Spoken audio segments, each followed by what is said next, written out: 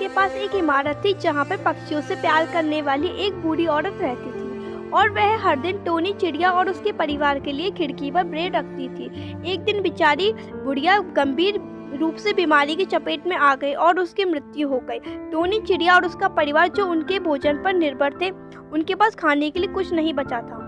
टिया के पिता ने कीड़ों का शिकार करने का फैसला किया, लेकिन दुर्भाग्य से केवल 3 कीड़े मिले और वे 8 थे। इसलिए उन्होंने टोनी चिड़िया और उसके 2 भाई सहित केवल छोटों को खाना देने का फैसला किया। कीड़ों का शिकार नहीं हो पा रहा था। टोनी चिड़िया और उसके बड़े भाई और उसकी माँ ने भोजन के लिए खिड़कियों पर चोंच मारने का फैसला किया, लेकिन लोगों ने उन्हें खाने के लिए बिना कुछ दिए ही वहाँ से भगा दिया। बकरी वाले ने उन्हें भगाने के लिए उन पर राख से भरी बोरी फेंकी और टोनी चिड़िया और उसके बड़े भाई और उसकी माँ भूरी हो गए।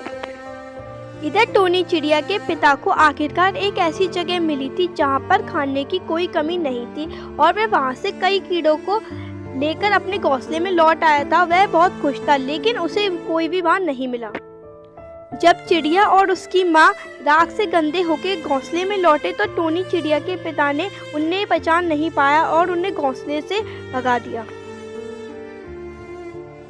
टोनी चिड़िया और उसके भाई और उसकी माँ ने हार नहीं मानी और पास के तालाब में खुद को साफ करने के लिए चले गए और घंटियों की आवाज के साथ अपने पसंदीदा गीत को धुन पर घोंसले के पास चहकना शुरू कर दिया। टोनी के पिता ने उन्हें पहचान लिया और घोंसले में आने दिया और उसके बाद सभी ने खुशी के साथ खाना खा लिया।